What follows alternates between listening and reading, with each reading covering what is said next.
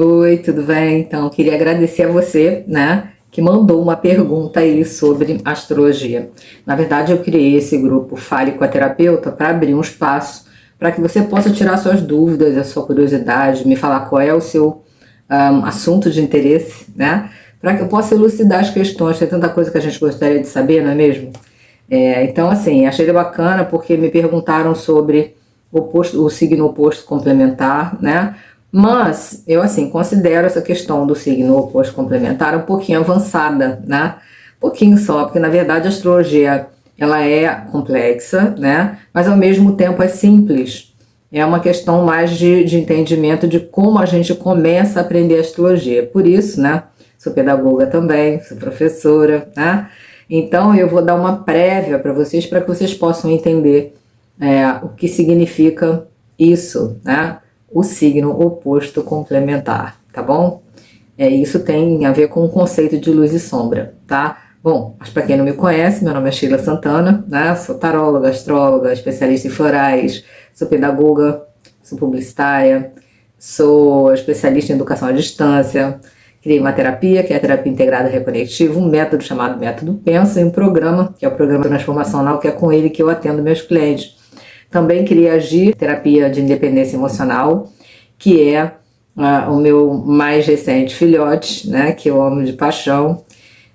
As inscrições estão abertas, então se você tiver interesse em melhorar a sua noção, né, da concepção de como anda a sua emoção e como ela anda ditando, né, tudo que acontece na sua vida, você vem comigo, tá bem? Me pergunta aí quais são as condições que eu respondo para você. Bom, então vamos lá para a gente entender aí o conceito de oposto complementar. Bom, para começar, né, eu gosto sempre de falar isso, a astrologia é uma ciência, né, ela nasceu antes da astronomia, então depois é que as duas se separaram. A astrologia tem mais de 4.000 anos, sempre foi usada pelos sábios, né, pelos estudiosos, por aqueles que de alguma maneira eram conselheiros dos reis, né? Então, lá naquela época não tinha GPS, então eles se guiavam pelas estrelas, pelas constelações. Então, os grandes navegadores, inclusive, descobriram terras que hoje a gente habita, né? Acharam terras que já estavam ali mais ou menos determinadas, né? Que estariam naquele lugar. Bom, através das estrelas, tá? Através da observação dos astros. Então, a astrologia é uma ciência que observa o céu, tá? Mas o céu nos fenômenos astrológicos. Como é que funciona isso? Quando a gente tem uma guerra, por exemplo, né? Tem um céu quando essa guerra começa. Então, é só observar esse céu e quando ele se repete, né? A gente já sabe que há possibilidade de uma nova guerra. Não igual ao anterior, porque, é claro, a gente está em evolução o tempo todo, né? E então não é igual, mas pode ser nas mesmas proporções, ou em proporções menores, ou em proporções maiores, depende da época, depende da situação, né? Então é isso, tá? E sendo assim, a astrologia é a fotografia, o mapa natal é a fotografia do céu no momento que você nasceu. Quando a gente tira uma foto, a gente tem uma mandala. Mandala é um círculo, né? Onde a gente divide em 12 partes, igual uma pizza, tá? E aí o que a gente faz? A gente tem uma divisão no meio, tá? Está no meio, no centro dessa mandala. E em volta, em cada casa significa um setor da nossa vida, tá? Depois, se vocês quiserem, eu posso explicar. Cada casa é de um signo, pela ordem, né, astrológica, ok? Então, é isso que acontece. Então, olhando para a parte de baixo, que é a parte mais baixa do mapa, tá? A gente tem a casa 1, 2, 3, 4, 5, 6 e 7, ok?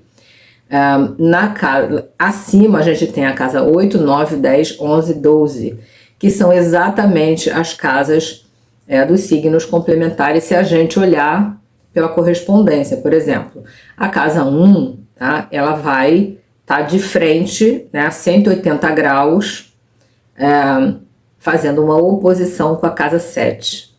A casa 2 vai estar fazendo uma oposição com a casa 8, a casa 3 com a casa 9, a casa 4 com a casa 10, a casa 5 com a casa 11, a casa 6 com a casa 12, ok?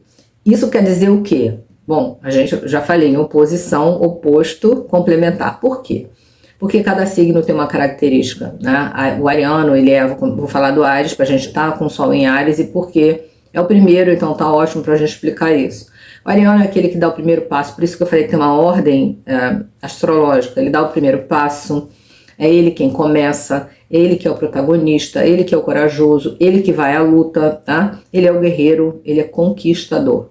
Gente, quem é ariano raiz, né? E onde a gente tem Áries no mapa, é aquela área onde a gente desbrava, é aquela área onde a gente vai à luta, é aquela área onde a gente, de repente, não tem medo de se aventurar ali, porque Áries também é a aventura, é o começo, né? Quando começa a nossa viagem, a gente fala isso, né? Que é a viagem do guerreiro, né? Começa, é onde começa. E por aí vai. Então a gente conquista. Na segunda casa é a casa de Áries, Touro, que é a casa da materialização, da concretização. Então, assim, a gente corre atrás do que a gente quer, materializa aquilo na casa de Touro. Em Gêmeos a gente comunica, tá?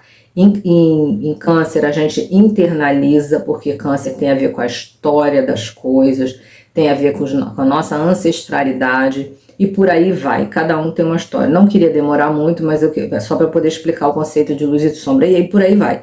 Cada casa tem um significado.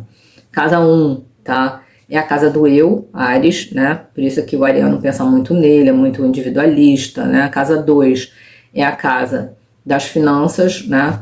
É a casa onde a gente lida com os nossos recursos próprios, tá? O dinheiro que a gente ganha com a gente. Isso falando muito passando, tá, gente? Porque é muito vasto tudo, tá? Na astrologia a gente consegue até ver, tipo, as doenças que a gente é suscetível, qual é nosso caminho de vida, qual é o nosso propósito, qual é o que está no ponto mais alto do mapa, que é o sucesso, é a carreira, né? A questão da família, dos relacionamentos, tá bom?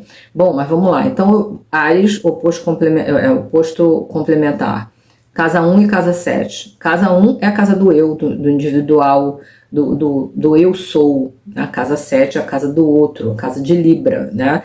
É a casa onde a gente lida com nossos inimigos ocultos, a gente lida com as nossas parcerias, é a casa do casamento, né? É a casa das associações.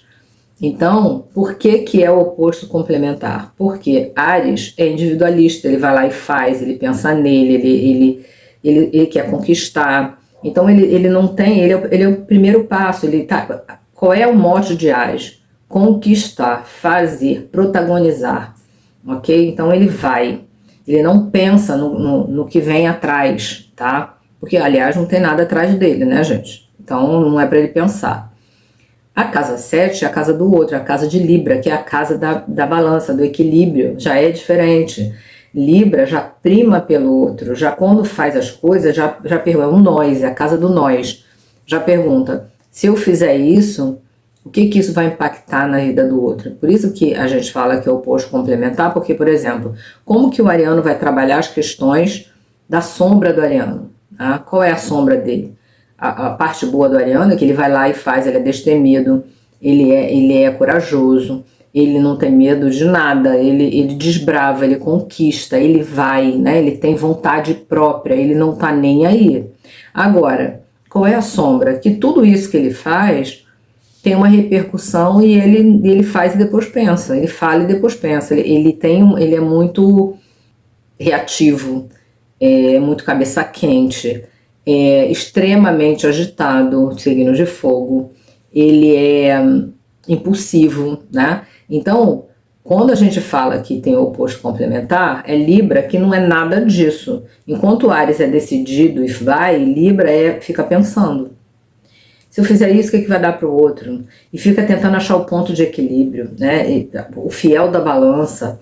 Libra não quer perder nada, Áries não tá nem aí se ele perder alguma coisa. Perder, que eu digo assim, ele quer aquilo naquele momento, ele quer aquele objetivo lá. Se ele vai perder alguma coisa que ele já conquistou, ele não tá nem aí, ele não tá pensando nisso, ele tá pensando em conquistar, tá? Já a Libra pensa Tipo, poxa, se eu fizer isso, eu posso perder isso. E Libra não gosta de perder ninguém, não gosta de perder nada, principalmente que é um signo relacional, né?